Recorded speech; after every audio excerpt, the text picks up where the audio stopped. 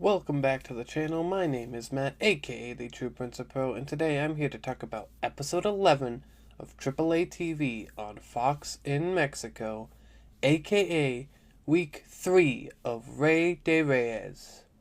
As promised for every week of the Rey De Reyes reviews, I'd be wearing one of the many lucha masks that I've been collecting lately, and this week, for the final week of Rey De Reyes, I decided to go with this very colorful Rey Phoenix mask. We start things off on tonight's episode with the Fatal 4-Way match for the AAA Cruiserweight Championship as Laredo Kid defends the title against Dragon Lee, TJ Perkins, and Jack Cartwheel. The match starts off with TJP trying to use his speed to get away from all the action, and Jack Cartwheel catches Dragon Lee with a hurricanrana on the outside. TJP grabs Jack Cartwheel and throws him into the stairs, and then Laredo Kid comes flying out of the ring with a torpedo dive onto TJ Perkins. In the ring, Jack Cartwheel catches Dragon Lee with a cartwheel neckbreaker. TJP locks Dragon Lee and Laredo Kid in a double abdominal stretch. When Jack Cartwheel goes to break it up, TJP catches the kick and flips him backward, causing him to do a double Pele kick onto Dragon Lee and Laredo Kid. Jack Cartwheel drops TJP with a big boot and then hits Laredo Kid with a Death Valley driver on top of TJP. Laredo Kid fires back by drilling Jack Cartwheel with a flipping DDT. TJP would then drop Laredo Kid with a high-angle back suplex, and then Dragon Lee would hit TJP with his float-over sit-out powerbomb for a near fall. Jack Cartwheel hits a space-flying tiger drop to the outside onto everyone. Back in the ring, we get a wild Tower of Doom spot where Dragon Lee powerbombs Laredo Kid, and Laredo Kid grabs Jack Cartwheel off the top rope for a belly-to-belly suplex. TJP would hit Dragon Lee with the detonation kick, and Jack Cartwheel would hit him with an insane twisting splash, and then he pops up into the arms of Dragon Lee, who would hit a Styles Clash on top of TJP for a near fall in one of the best moments of the night. Dragon Lee and Laredo Kid are trading vicious kicks back and forth before Laredo Kid drops Dragon Lee with the flipping DDT, and Dragon Lee immediately hits Laredo Kid with a vicious knee strike that takes both men out.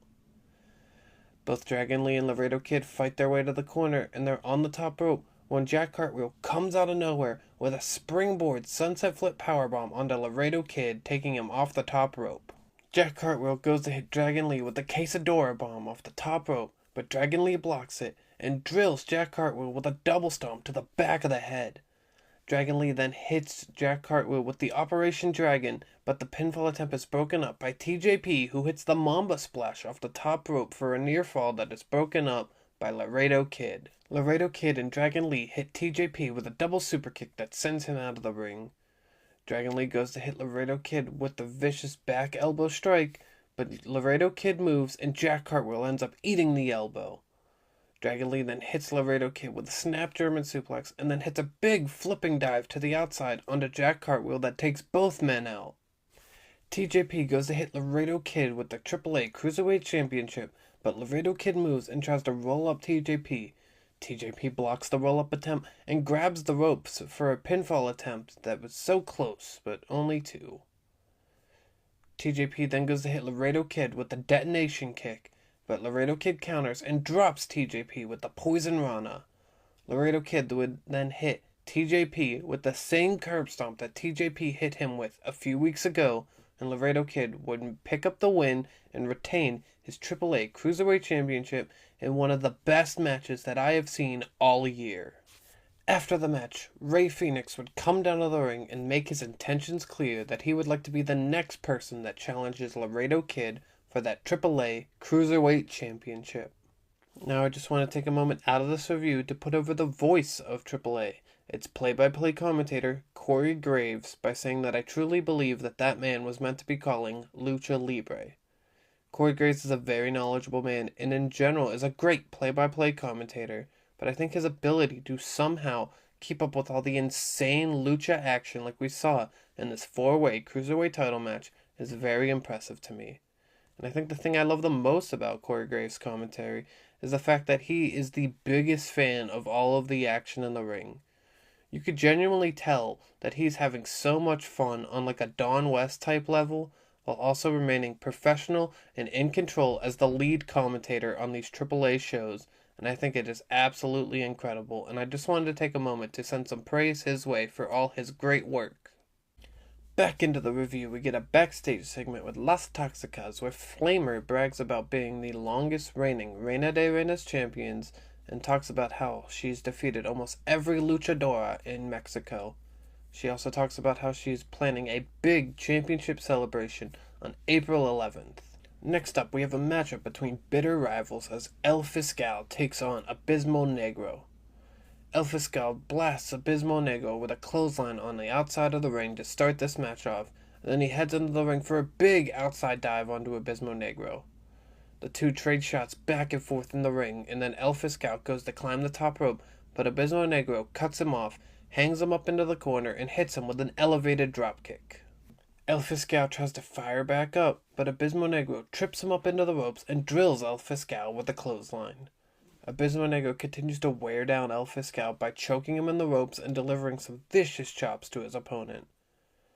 El Fiscal is able to catch Abismo Negro off guard with a spear, and then he goes for the martinet, but Abismo Negro counters and sends El Fiscal crashing into the ring post. Abismo Negro goes for the martinet himself, but El Fiscal counters with a roll-up for the pin, and he picks up the win. After the match, Abismo Negro continues the beat down onto El Fiscal, sending him flying out of the ring. Abismo Negro then puts El Fiscal on top of the announcer's table and drills him with the martinet on top of the table. This leads to El Fiscal being stretchered out of the arena, so you know that this is not finished between these two. After that, we learn that next week we will see Flamer versus Susie Love for the AAA Reina de Reyes Championship, as well as we'll see the return of El Mesias, who will be in action, which I am very excited for because I am a huge El Mesias fan. It's main event time as El Hijo del Vikingo and the El Ojo faction make their way down to the ring for a promo. Dorian Roldan starts the promo off by saying that the AAA fans truly don't understand that they are being blessed by seeing the greatest luchador of all time in El Hijo del Vikingo, and he says that the fans all turn their backs on him. El Hijo del Vikingo talks about Mini Vikingo, and he says that the next time he runs into Mini Vikingo, he won't just be sending him to the hospital, he will be sending Mini Vikingo to the morgue. El Hijo del Vikingo then talks about his plans for the future by saying those plans involve him leaving AAA and heading to WrestleMania, and the way he's going to do that is by calling out the WWE Intercontinental Champion Penta right now. Penta comes down to the ring to answer El Hijo del Vikingo's challenge, and he drops some truth on Vikingo by saying that the fans won't miss Vikingo when he's gone, and that Vikingo needs to learn how to show some respect. Penta then accepts the challenge for April 11th in Mexico City for the WWE Intercontinental Championship because Penta has zero fear, and he shoves Vikingo to show that he is not backing down from the El Ojo faction. This was a fantastic episode of AAA TV and overall a phenomenal Rey De Reyes event put on by AAA. I really hope my review did it justice how much I freaking loved that 4-way Cruiserweight Championship match. The Cruiserweight division continues to be the best division in all of wrestling today, and those four put on a freaking match of the year contender in my mind that I think everyone needs to go watch right now. Thank you for watching this review, and I look forward to talking more Lucha Libre with y'all in the next video.